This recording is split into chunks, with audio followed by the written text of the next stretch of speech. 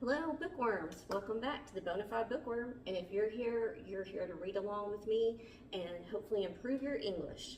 I'm your host, Rachel, so let's get started. I said that in a different format today, and it really threw me off. But wanted to let y'all know that I did receive my copy of Untamed Seas because I had bought it and then I gave it to someone, passed it along or something. I don't know. I can't find my copy. For all I know, it's in storage. I don't know. But this will be the next book that we're reading. It is Untamed Seas, One Woman's True Story of Shipwreck and Survival by Deborah Scaling Kiley. Oh, and Meg Noonan. I didn't know there was someone else listed, credited, so my apologies. So anyway, we will start this book next,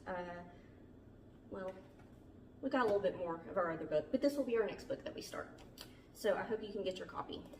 I also received James Patterson's The Fifth Horseman. It's part of his, what's it called? Women's Murder Club. Women's Murder Club.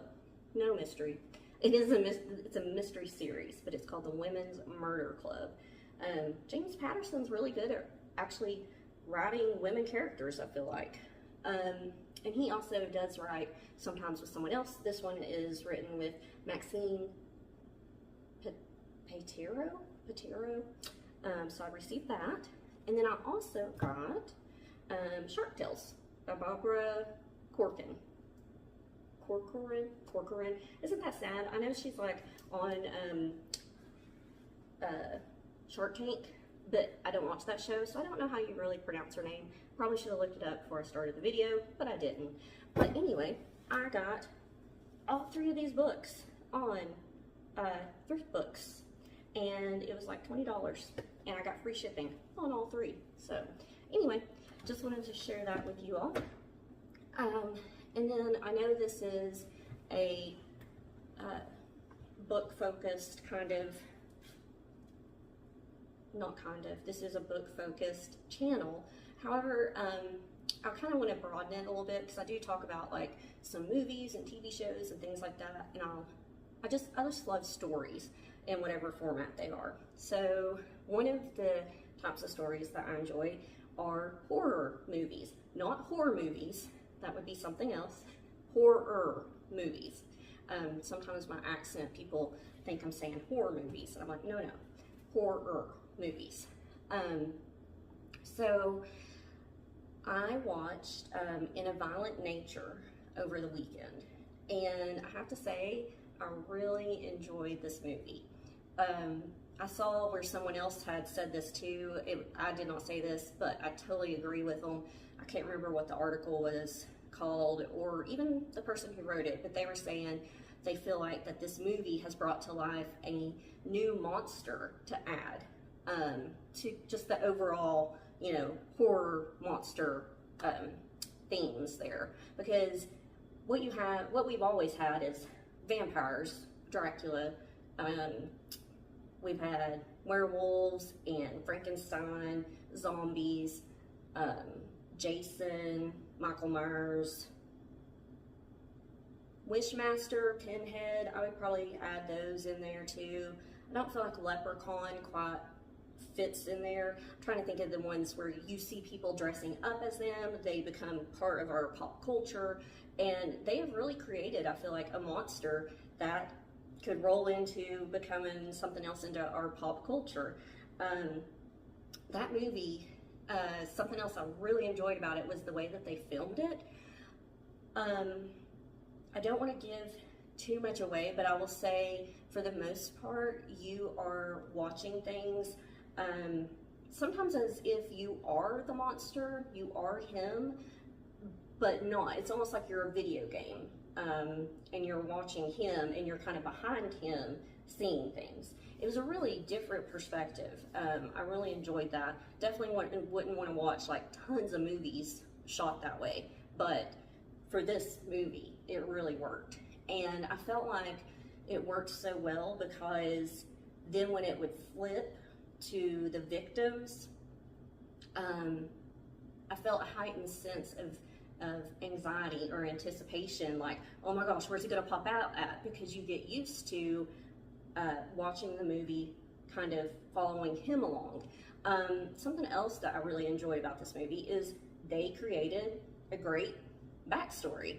I could definitely see this being one of those where you get several backstories. His original story, maybe a few other characters in there, and then maybe something later. I don't want to give anything away, so I'm not going to say much more on it, but it was a good movie, and I have to say they killed people. This character killed people in some horrible, horrible ways that I had not seen before in other horror movies. So that also made it a little unique, if gross and disturbing. But anyway, check it out if you get a chance. I'm really hoping that my text skills have increased to where I could like put a little, image of the movie up here. We'll see. Because again, I do all of this on my phone, and I don't have a microphone.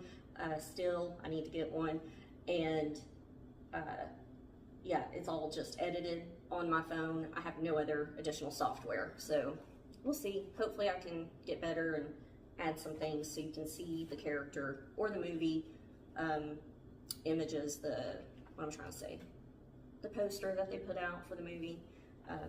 Anyway, so let's move on, because you are here to listen to me read and read along with me. We are back to Touching the Void with Joe Simpson. And when we left off, we were back to Joe's perspective. He is to the point where he is like dragging himself along, trying to get back to base camp or hopefully run into someone. And he's following the snow prints of Simon, who did make it back to base camp. And we find out, which I don't think I realized this at the beginning of the book, or maybe I just kind of glossed over it, but Joe really doesn't know this area, and he doesn't have a map. He was relying on Simon to tell him where to go and to navigate and things like that. So if he loses Simon's footprints, he could be lost for good. And now a huge storm is coming in, and it's potentially going to wipe out Simon's footprints. So we're going to jump back into it. We're on page 146, and we're starting at the second paragraph if you are following along in this version of this book, to check in with Joe. There was nothing pious about the figures I watched in the ice. Many figures, some half-formed, all frozen in bas relief, stood out starkly from the cliff face. Sun shadows and colors in the ice gave them solidity. All were copulating. I was fascinated and crawled steadily as I gawped at the obscene figures in the ice.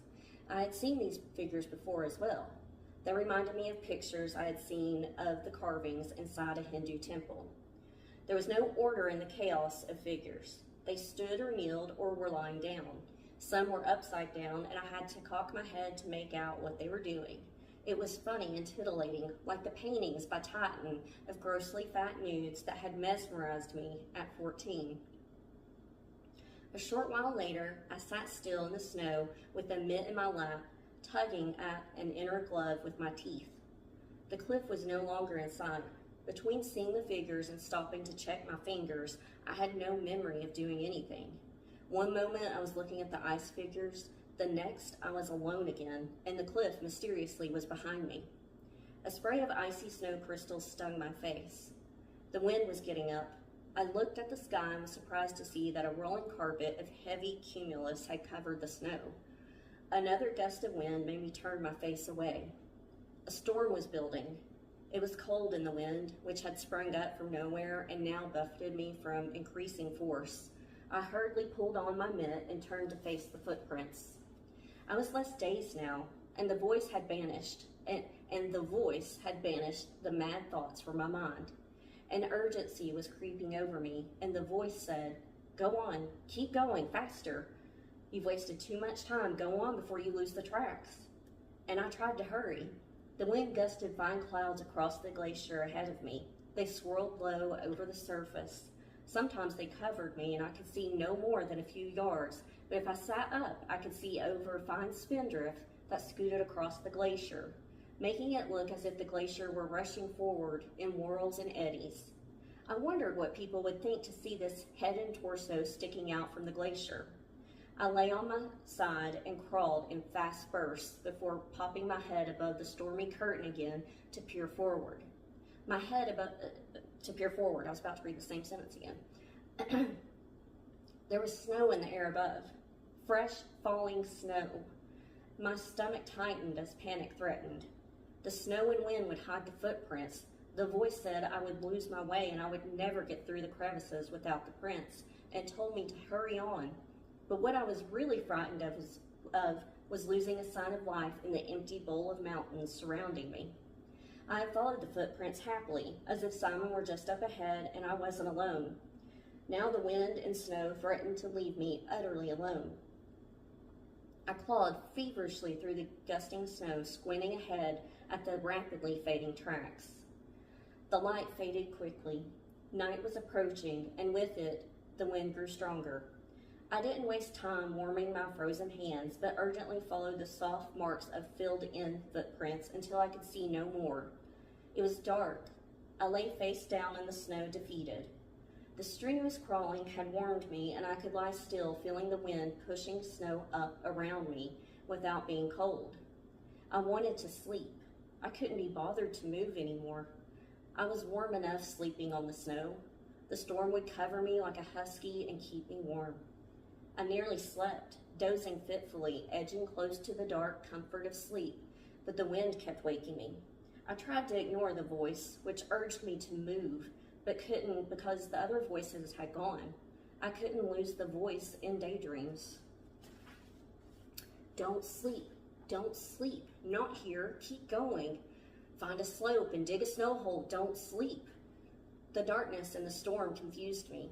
I lost track of how long I moved through the snow and even forgot that I was on a glacier with crevices all around me.